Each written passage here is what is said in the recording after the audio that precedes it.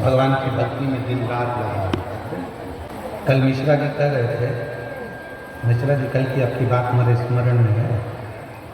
कल आप कह रहे थे गुरुजी हम आपकी कथा को नहीं सुनते थे और ना हम आपको जानते थे, पर मेरी जो धर्म पत्नी है बेटी आपके बाजू में कहा, ये मेरे को जब सूरत में कथा हुई तो उस कथा में मुझे लेकर गई और हमने वहाँ बैठकर बाबा की कथा को जो सुनना प्रारंभ करा तो बाबा ने आज हमको इस स्थान पर लाकर यजमान बनाकर बिठाया। ये भगवान शिव की है। तो मिश्रा जी आपको उनको धन्यवाद देना चाहिए कि वो आपको खींच के कथा तक लेकर गए और आपको कथा का रास्ता तो ग्रहण करना। बैठिए, शिव तत्व इसी को कहते हैं। घर में अगर एक क्रोधी है तो एक नरम है, घर में एक अगर भगवान को नहीं मानता तो एक मानता है, और पूरे घर में एक ना एक परिवार में सदस्य ऐसा होता है जो भगवान की भक्ति में डूबा रहता है। और शिव पुराण कहती है कि ये अहंकार मत करना कि घर तुम चला रहे हो, इतना याद रखना कि तुम्हारे घर में जो वो व्यक्ति है जो भगवान का भजन करता रहता है, स्मरण करता रहता है, भक्ति में डूबा रहता है, उसी के रहने से तुम्हारा घर पूरा अच्छा चल रहा है और उसके रहने से पूरा घर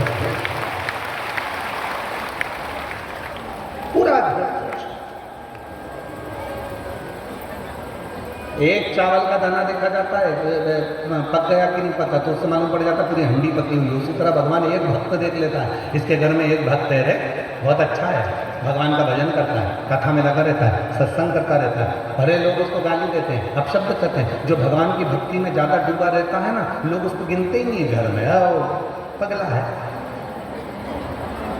पागल है। पर हम तो आपके लिए भी कहेंगे, तुम अपने घर में रोज टीवी खोल के 2 बजे से 5 बजे तक, 1 बजे से 4 बजे तक सियोर वाला महाराज, सियोर वाला महाराज, सियोर वाला महाराज, सियोर वाला महाराज, तो कभी कभी तो पति भी चिल्ला के दिया अच्छा महाराज धन्य है, तो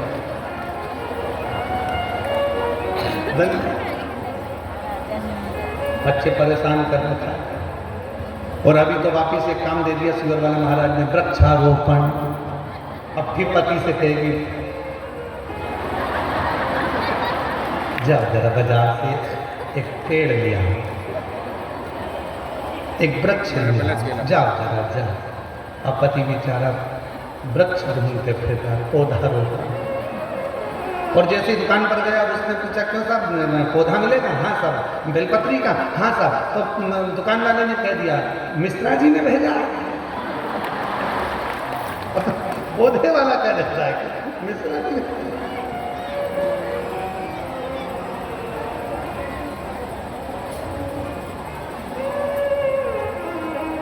एक उसकी कृपा और जीजियों, सत्य मायने में आप लोगों को एक बात कहें ना, ये शरीर कब चला जाए आपका और हमारा किसी को नहीं मालूम। आजकल एक बहुत अटैक, हार्ट अटैक और शुगर, बीपी और ये नई नई बीमारियां इतनी हो रही है कि व्यक्ति को ठिकाना ही नहीं है कि कब कौन निपट जाए।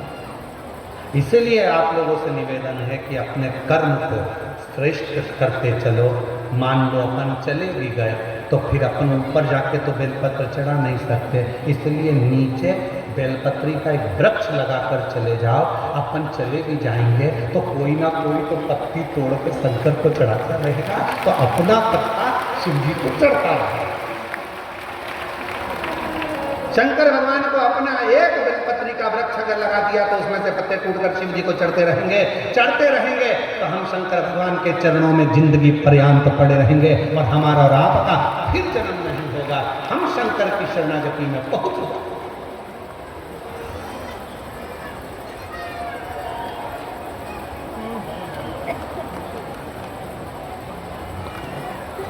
वो हमारे